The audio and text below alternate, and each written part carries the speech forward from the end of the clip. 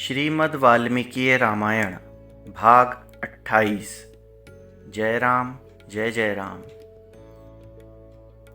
पिछले भाग में हमने जाना कि किस प्रकार सीता जी और लक्ष्मण जी के प्रार्थना करने पर श्री राम ने वनवास में उन्हें अपने साथ चलने की आज्ञा प्रदान की। अब आगे। द्वात्रिंशः सर्गः। सीता सहित श्री राम का वशिष्ठ पुत्र सुयश को बुलाकर उनके तथा उनकी पत्नी के लिए बहुमूल्य आभूषण, रत्न और धन आदि का दान तथा लक्ष्मण सहित श्री राम द्वारा ब्राह्मणों, ब्रह्मचारियों, सेवकों, त्रिजट ब्राह्मण और सुजनों को धन का वितरण। तदनंतर अपने भाई श्री राम की प्रिय कारक एवं हितकर आज्ञा पाकर लक्ष्मण वहां से चल दिए। उन्होंने शीघ्र ही गुरुपुत्र सुयश के घर में प्रवेश किया। उस समय विप्रवर सुयश अग्निशाला में बैठे हुए थे। लक्ष्मण ने उन्हें प्रणाम करके कहा, सखे, दुष्कर कर्म करने वाले श्री रामचंद्र जी के घर पर आओ और उनका कार्य देखो। सुयश ने मध्याह्न काल की संध्योपासना पूरी करके लक्ष्मण के साथ जाकर श्री राम के रमणीय भवन में प्रवेश किया, जो लक्ष्मी से संपन्न था। ओम काल में पूजित अग्नि के समान तेजस्वी वेद वेत्ता सुयश को आया जानकर सीता सहित श्री राम ने हाथ जोड़कर उनकी अगवानी की। तत्पश्चात कुकुत्स कुलभूषण श्री राम ने सोने के बने हुए श्रेष्ठ अंगदों, सुंदर कुंडलों, स्वर्ण में सूत्र में पिरोई हुई मणियों, केयूरों, वलयों तथा अन्य बहुत से रत्नों द्वारा उनका पूजन किया। इसके बाद सीता की प्रेरणा से श्री राम ने सुयश से कहा, सौम्य, तुम्हारी पत्नी की सखी सीता तुम्हें अपना हार, स्वर्ण सूत्र और करधनी देना चाहती है। इन वस्तुओं को अपनी पत्नी के लिए ले जाओ। वन को प्रस्थान करने वाली तुम्हारी स्त्री की सखी सीता तुम्हें तुम्हारी पत्नी के लिए विचित्र अंगद और सुंदर केयूर भी देना चाहती है। उत्तम बिछौनों से युक्त तथा नाना प्रकार के रत्नों से विभूषित जो पलंग हैं, उन्हें भी विदेह नंदिनी सीता तुम्हारे ही घर में भेज देना चाहती है। विप्रवर, शत्रुंजय नामक जो हाथी है, जिसे मेरे मामा ने मुझे भेंट किया था, उसे 1000 अशर्फियों के साथ मैं तुम्हें अर्पित करता हूँ। श्री राम के ऐसा कहने पर सुयज्ञ ने वे सब वस्तुएं ग्रहण करके श्री राम, लक्ष्मण और सीता के लिए मंगलमय आशीर्वाद प्रदान किए। तदनंतर श्री राम ने शांत भाव से खड़े हुए और प्रिय वचन बोलने वाले अपने प्रिय भ्राता सुमित्रा कुमार लक्ष्मण से उसी तरह निम्नांकित बातें कही, जैसे ब्रह्मा देवराज इंद्र से कुछ कहते हैं। सुमित्रानंदन, अगस्त्य और विश्वामित्र दोनों उत्तम ब्राह्मणों को बुलाकर रत्नों द्वारा उनकी पूजा करो। महाबाहु रघुनंदन, जैसे मेघ जल की वर्षा द्वारा खेती को तृप्त करता है, उसी प्रकार तुम उन्हें सहस्त्रों गौ, स्वर्ण मुद्राओं, रजत द्रव्यों और बहुमूल्य मणियों द्वारा संतुष्ट करो। लक्ष्मण, यजुर्वेदीय तैत्तिरीय शाखा का अध्ययन करने वाले ब्राह्मणों के जो आचार्य और संपूर्ण वेदों के विद्वान हैं, साथ ही जिनमें दान प्राप्ति की योग्यता है तथा जो माता कौशल्या के प्रति भक्ति भाव रखकर प्रतिदिन उनके पास आकर उन्हें आशीर्वाद प्रदान करते हैं, उनको सवारी, दास दासी, रेशमी वस्त्र और जितने धन से वे ब्राह्मण देवता संतुष्ट हों, उतना धन खजाने से दिलवाओ। चित्ररथ नामक सूत श्रेष्ठ सचिव भी है। वे सुदीर्घ काल से यहीं राजकुल की सेवा में रहते हैं। इनको भी तुम बहुमूल्य रत्न, वस्त्र और धन देकर संतुष्ट करो। साथ ही इन्हें उत्तम श्रेणी के अज आदि सभी पशु और 1 गौएं अर्पित करके पूर्ण संतोष प्रदान करो। मुझसे भी संबंध रखने वाले जो कट शाखा और कलाप शाखा के अध्येता बहुत से दंडधारी ब्रह्मचारी हैं, वे सदा स्वाध्याय में ही संलग्न रहने के कारण दूसरा कोई कार्य नहीं कर पाते। भिक्षा मांगने में आलसी हैं, परंतु स्वादिष्ट अन्न खाने की इच्छा रखते हैं। महान पुरुष भी उनका सम्मान करते हैं। उनके लिए रत्नों के बोझ से लदे हुए 80 ऊँट, अगहनी चावल का भार ढोने वाले 1 बैल तथा भद्रक नामक धान्य विशेष, चने मूंग आदि का भार लिए हुए 200 बैल और दिलवाओ। सुमित्रा कुमार, उपर्युक्त वस्तुओं के सिवा उनके लिए दही, घी आदि व्यंजन के निमित्त 1 सहस्त्र गौएं भी हंकवा दो। माता कौशल्या के पास मेखलाधारी ब्रह्मचारियों का बहुत बड़ा समुदाय आया है। उनमें से प्रत्येक को 1,000 स्वर्ण मुद्राएं दिलवाओ। लक्ष्मण, उन समस्त ब्रह्मचारी ब्राह्मणों को मेरे द्वारा दिलाई हुई दक्षिणा देकर जिस प्रकार मेरी माता कौशल्या आनंदित हो उठे, उसी प्रकार तुम उन सब की सब प्रकार से पूजा करो। इस प्रकार आज्ञा प्राप्त होने पर पुरुष सिंह लक्ष्मण ने स्वयं ही कुबेर के भांति श्री राम के कथनानुसार उन श्रेष्ठ ब्राह्मणों को उस धन का दान किया।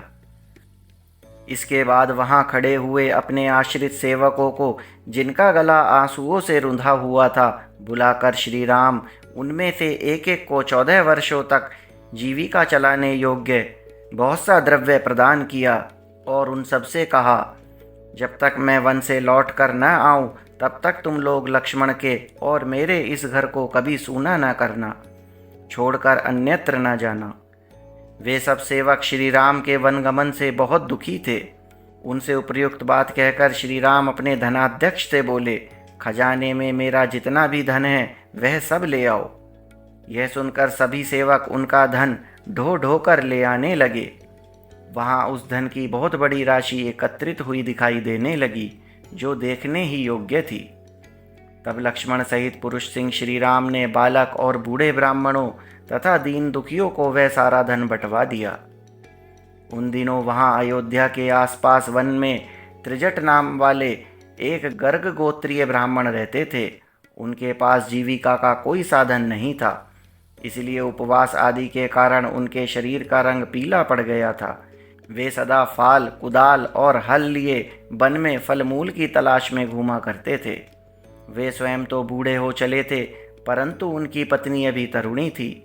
उसने छोटे बच्चों को लेकर ब्राह्मण देवता से यह बात कही, प्राणनाथ, यद्यपि स्त्रियों के लिए पति ही देवता होता है, अतः मुझे आपको आदेश देने का कोई अधिकार नहीं है, तथापि मैं आपकी भक्त हूँ, इसलिए विनय पूर्वक ये अनुरोध करती हूँ कि आप यह फाल और कुदाल फेंक कर मेरा कहना कीजिए। धर्मज्ञ श्री रामचंद्र जी से मिलिए। यदि आप ऐसा करते हैं तो वहाँ अवश्य ही कुछ पा जाएंगे। पत्नी की बात सुनकर ब्राह्मण एक फटी धोती, जिससे मुश्किल से ही शरीर ढक पाता था, पहनकर उस मार्ग पर चल दिए जहाँ श्री रामचंद्र जी का महल था। भृगु और अंगिरा के समान तेजस्वी त्रिजट जन समुदाय के बीच से होकर श्री राम भवन की 5वीं ड्योढ़ी तक चले गए, परंतु उनके लिए किसी ने रोक टोक नहीं की।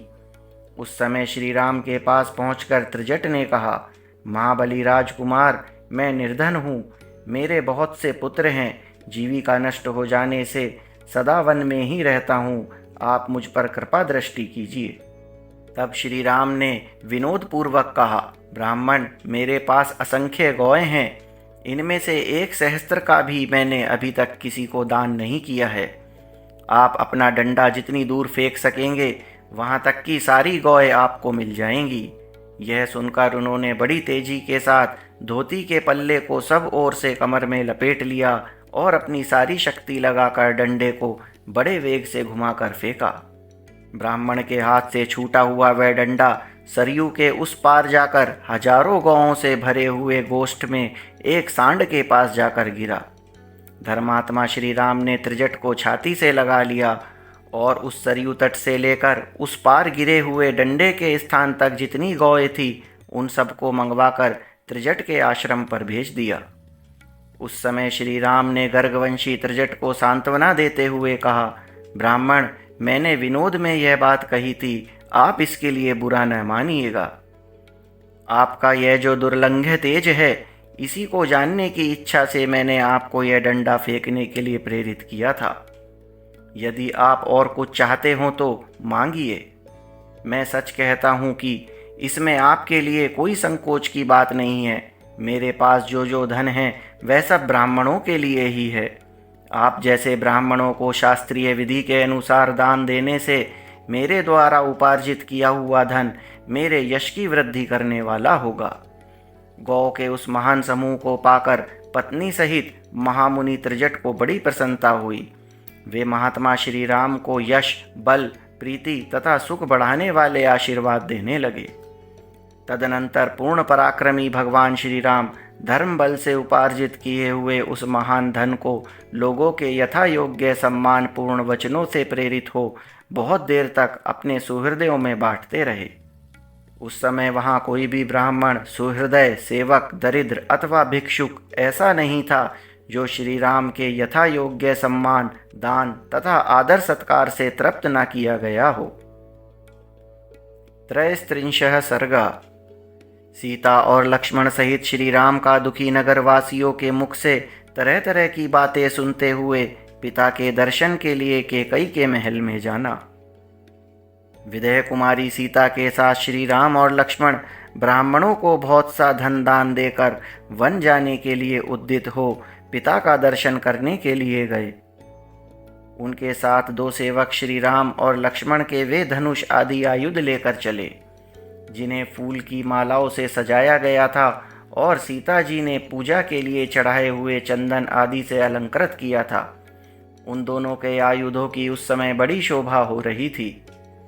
उस अवसर पर धनी लोग प्रसादों, तिमंजिले महलों, हमर्य ग्रहों, राजभवनों तथा विमानों, 7 मंजिले महलों की ऊपरी छतों पर चढ़कर उदासीन भाव से उन तीनों की ओर देखने लगे।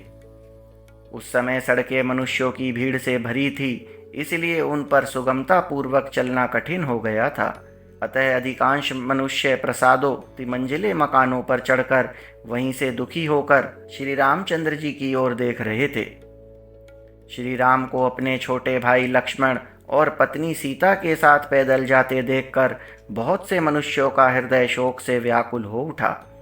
वे खेदपूर्वक कहने लगे, हाय, यात्रा के समय जिनके पीछे विशाल चतुरंगनी सेना चलती थी, वे ही श्री राम आज अकेले जा रहे हैं और उनके पीछे सीता के साथ लक्ष्मण चल रहे हैं। जो ऐश्वर्य के सुख का अनुभव करने वाले तथा भोग्य वस्तुओं के महान भंडार थे, जहाँ सबकी कामनाएं पूर्ण होती थी, वे ही श्री राम आज धर्म का गौरव रखने के लिए पिता की बात झूठी नहीं करना चाहते। ओह, पहले जिसे आकाश में विचरने वाले प्राणी भी नहीं देख पाते थे, उसी सीता को इस समय सड़कों पर खड़े हुए लोग देख रहे हैं। सीता अंगराग सेवन के योग्य है, लाल चंदन का सेवन करने वाली है। अब वर्षा, गर्मी और सर्दी शीघ्र ही इनके अंगों की कांति फीकी कर देगी। निश्चय ही आज राजा दशरथ किसी पिशाच के आवेश में पड़कर अनुचित बात कर रहे हैं, क्योंकि अपनी स्वाभाविक स्थिति में रहने वाला कोई भी राजा अपने प्यारे पुत्र को घर से निकाल नहीं सकता। यदि पुत्र गुणहीन हो तो भी उसे घर से निकाल देने का साहस कैसे हो सकता है। फिर जिसके केवल चरित्र से ही यह सारा संसार वशीभूत हो जाता है, उसको वनवास देने की तो बात ही कैसे की जा सकती है।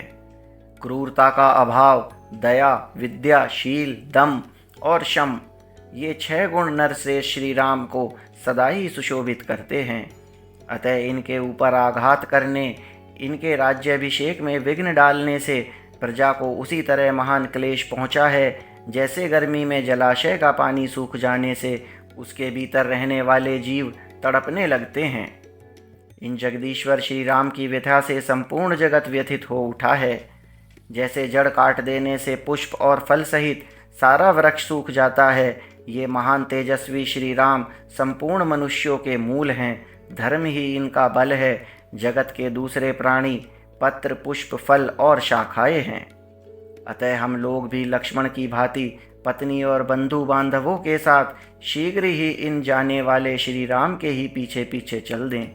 जिस मार्ग से श्री रघुनाथ जी जा रहे हैं, उसी का हम भी अनुसरण करें।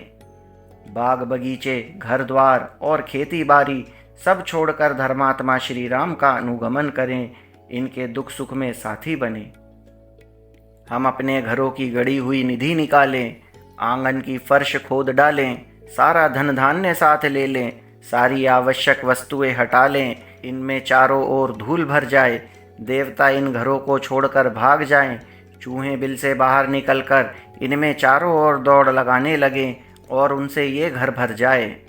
इनमें न कभी आग जले, न पानी रहे और न ही झाड़ू लगे।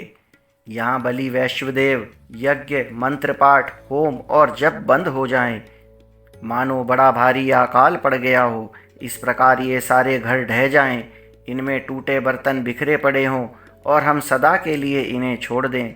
ऐसी दशा में इन घरों पर केकई आकर अधिकार कर ले।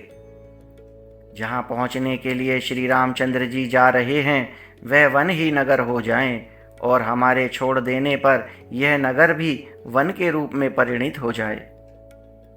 वन में हम लोगों के भय से सांप अपने बिल छोड़कर भाग जाएं, पर्वत पर रहने वाले मृग और पक्षी उनके शिखरों को छोड़ दें तथा हाथी और सिंह भी उन वनों को त्याग कर दूर चले जाएं।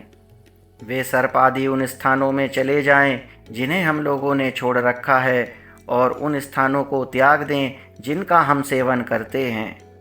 यह देश घास चरने वाले पशुओं, मांसभक्षी हिंसक जंतुओं और फल खाने वाले पक्षियों का निवास स्थान बन जाए।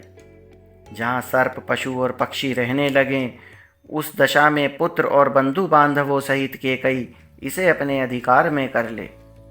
हम सब लोग वन में श्री रघुनाथ जी के साथ बड़े आनंद से रहेंगे। इस प्रकार श्री रामचंद्र जी ने बहुत से मनुष्यों के मुंह से निकली हुई तरह तरह की बातें सुनी, किंतु सुनकर भी उनके मन में कोई विकार नहीं हुआ। मत वाले गजराज के समान पराक्रमी धर्मात्मा श्री राम पुनः माता केकई के कैलाश शिखर के सदृश्य शुभ्र भवन में गए। विनयशील वीर पुरुषों से युक्त उस राजभवन में प्रवेश करके उन्होंने देखा सुमंत्र पास ही दुखी होकर खड़े हैं। पूर्वजों की निवास भूमि अवध के मनुष्य वहां शोक से आतुर होकर खड़े थे। उन्हें देखकर भी श्री राम स्वयं शोक से पीड़ित नहीं हुए। उनके शरीर पर व्यथा का कोई चिन्ह प्रकट नहीं हुआ। वे पिता की आज्ञा का विधि पूर्वक पालन करने की इच्छा से उनके दर्शन करने के लिए हंसते हुए आगे बढ़े। शोकाकुल रूप से पड़े हुए राजा के पास जाने वाले महात्मा महामना इक्ष्वाकु कुल नंदन श्री राम वहां पहुंचने से पहले सुमंत्र को देखकर पिता के पास अपने आगमन की सूचना भेजने के लिए उस समय वहीं ठहर गए। पिता के आदेश से वन में प्रवेश करने का बुद्धिपूर्वक निश्चय करके आए हुए धर्मवत्सल श्री रामचंद्र जी सुमंत्र की ओर देखकर बोले, आप महाराज को मेरे आगमन की सूचना दे दें। कथा अगले अंक में जारी रहेगी।